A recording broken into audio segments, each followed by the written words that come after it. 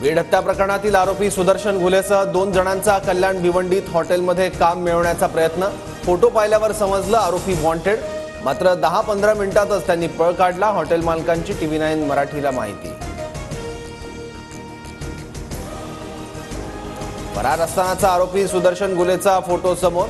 ओळख लपवण्यासाठी घुलेनं स्वतःच्या मिशा काढल्या, तर आरोपी सुधीर सांगळेनं टक्कल केलं होतं।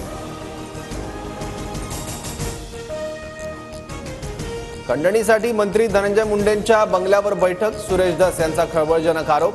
माहिती खोटी ठरल्यास राजकारण सोडेन, धसांचं चॅलेंज। मुंडेंच्या राजीनाम्याचीही मागणी। महायुतीत दरी निर्माण झाल्यास सुरेश धस जबाबदार राहतील। मुख्यमंत्र्यांनी धसांना आवर घालावा। मुंडेंवरील आरोपांनंतर अमोल मिटकरी आक्रमक।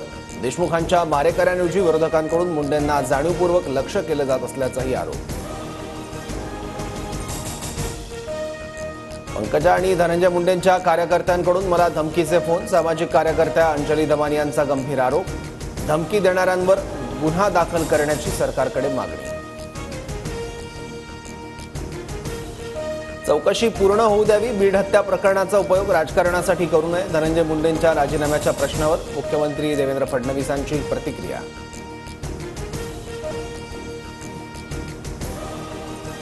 उपमुख्यमंत्री एकनाथ शिंदेंना धमकी देताना तरुणाचा व्हिडिओ व्हायरल। ठाण्यातील श्रीनगर पोलीस ठाण्यात गुन्हा दाखल। तरुणाचा शोध सुरू।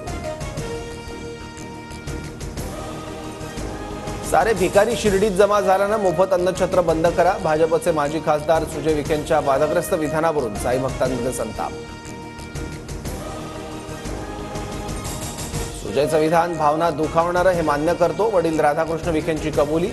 पुत्र मात्र भिकाऱ्यांवरून केलेल्या विधानावर ठाम।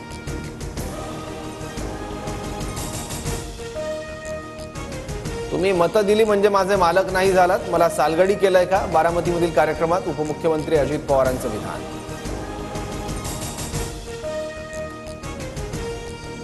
मतदारांपेक्षा वेश्या बरा। शिवसेना आमदार संजय गायकवाडांची जीभ घसरली। मतदार 2000 विकले गेले। बुलढाण्यातील जयपूर गावात कमी मतदान झाल्यानं आमदार संजय गायकवाडांना संताप। 2000 5000 याच्यापेक्षा तर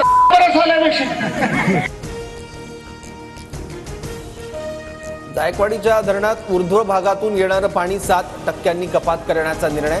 माजी आमदार राजेश टोपेंकडून निषेध व्यक्त। आपल्या हक्काचं पाणी सोडू नका, ठरावाला विरोध करण्याचं मराठवाड्याला आवाहन।